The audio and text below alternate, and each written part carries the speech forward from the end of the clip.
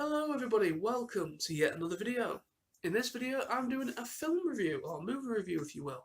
And today's review I'm going to be talking about Real Steel.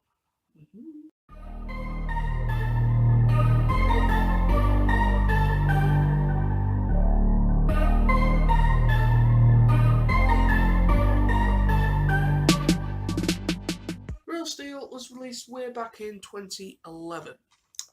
Stars Hugh Jackman as Charlie Kenton and was directed by Sean Levy. Now, this film was also, I think, produced, DreamWorks. So DreamWorks were behind the special effects and everything.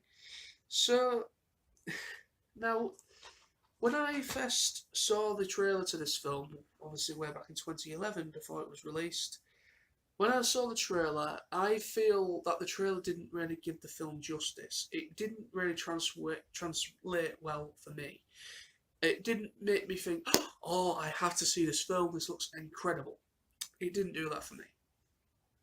So I think, if I remember rightly, I just skipped it at cinema and I ended up buying it on DVD afterwards. And I kind of kicked myself that I never actually saw it theatrically, because I wish I just took the plunge and just went to see it in cinema. Because seeing it on the big screen, I think it would have been really good to see, because it was, for what I saw of it once I got the DVD. And I think I got the DVD maybe about a year after its release, and it was on sale, so I picked it up, come home, and I ended up feeling, I was just in awe of the film after I watched it. I was in awe, and I kind of felt, kind of kicking myself that I never went to see it in theatres, at cinema.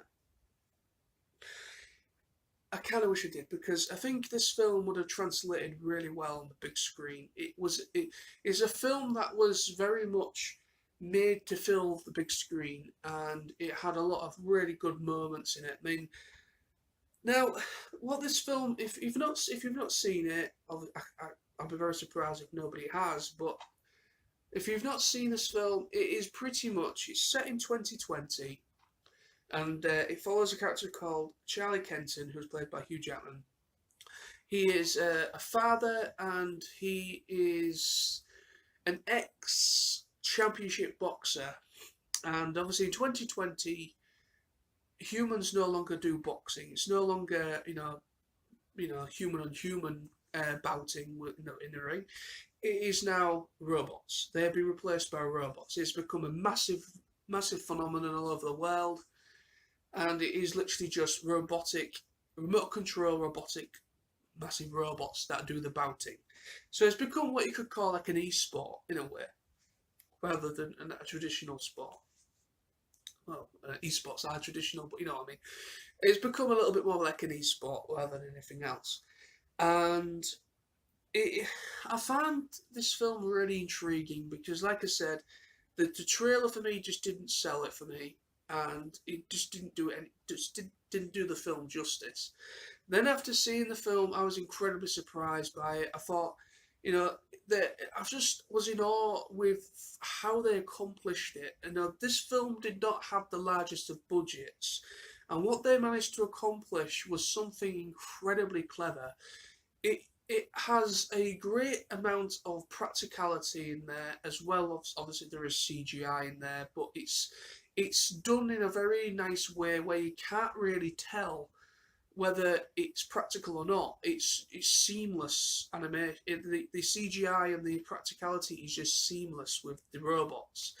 And basically, this film, like I said, it follows Charlie Kenton. Like I said, he's a ex-championship boxer, and he is a father.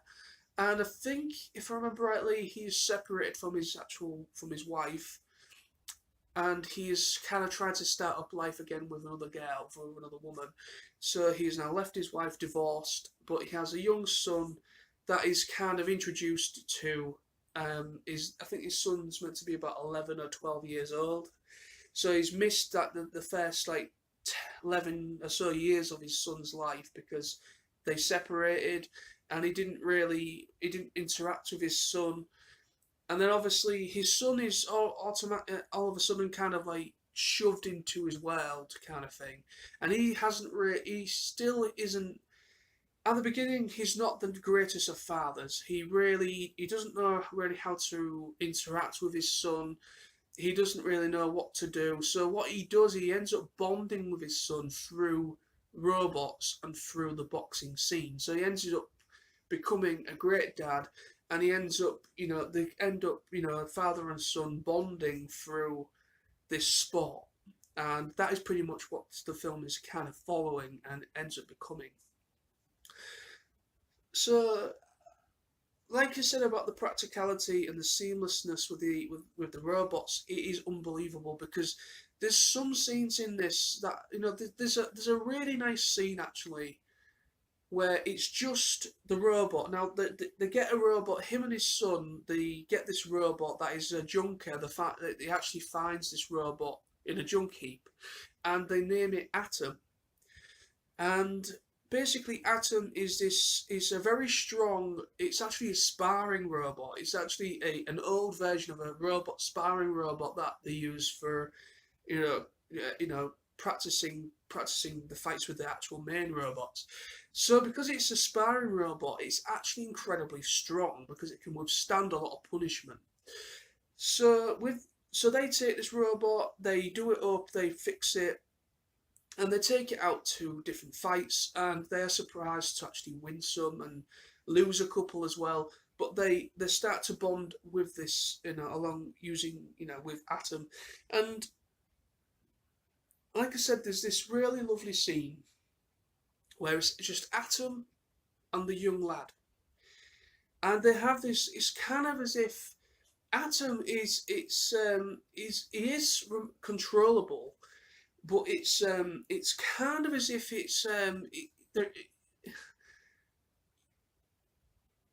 the human is the controller, if I can put it into that sense.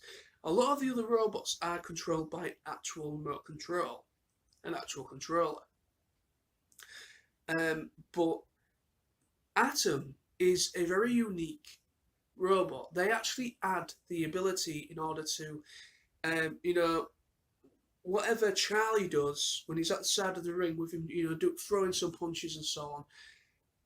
Atom, that it translates to Atom. So basically, Charlie is doing all of his boxing skills, using all of his boxing skills at the side of the ring, and it translates into Atom. So Atom he has a bit of an AI intelligence about him. He has something that the other robots don't. They don't have a soul. And that is the beautiful thing about Atom. He kind of as if he has a soul. You kind of look into his blue like LED eyes behind his mask, and you kind of feel there is a spiritual thing there with this robot. And it's almost as if the Atom bot actually bonds with the young lad, and the young lad and Atom actually become kind of like a bonded thing. So all three of them, it becomes like a bonding triangle with Atom, his son, and Charlie. They all it's kind of like a triangle, bonding triangle. Atom is pretty much the main source of them coming together, and becoming father and son. So Atom actually is the main catalyst for that to actually start. So without going too far into this, because I want to kind of leave something to the imagination for you guys to go ahead and check out, but Real Steel has to be one of the most looked over films that has to be quite a masterpiece when it comes to how it's translated. It is beautifully acted. The young lad, I can't remember the name of the young lad, but anyway, the young lad in it, who's Charlie's son, he is a great little young actor. He's a great little actor. He really is. His scenes in this film was really, really well done. There was a lot of emotion in the scenes with him. Hugh Jackman. Hugh Jackman is fantastic. He's a great actor. And it's just a really cool, clever film that has really great bouts, really great bottom fights in the ring, and there's some really great creative designs on some of the robots as well, because a lot of the opponents that Atom goes up against, they are very out there, very futuristic, and very brand new, like the latest off the line kind of thing.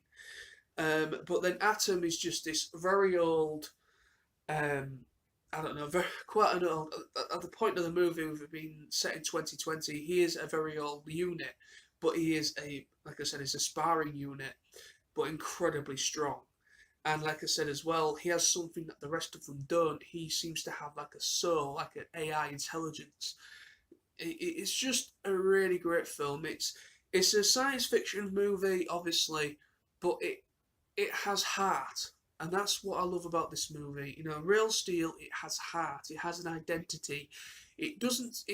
It doesn't really take itself too seriously, but there is elements of seriousness there, especially between father and son, the bonding thing between father and son, and the bond with the robot as well, with the young lad and the robot. So there's a lot of feeling there between those two factors, but the film itself is obviously completely factual, not factual, science fiction. But it is a great, great film. It really, really is, and I encourage anyone that hasn't yet seen it to go and check it out. It is brilliant.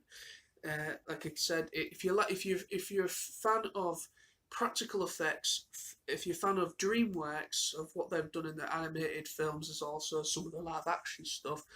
If you're a fan of DreamWorks, if you're a fan of practical and robots and so on and so forth, if you're a fan of all that, and maybe you don't necessarily have to be a fan of boxing per se, but if you're just a fan of those two things, I think you would really like it. It translates so well. It's a clever film, really well directed, and the cinematography and how they've done the action scenes are just brilliant. They're really clever and really, really, really well done.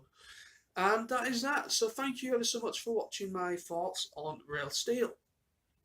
And as ever, thank you for subscribing, thank you for watching, and until next time, please remember to subscribe, comment and rate for more videos from myself. I've been Knowlsy, and you have been awesome as always, and until next time, see you all very soon.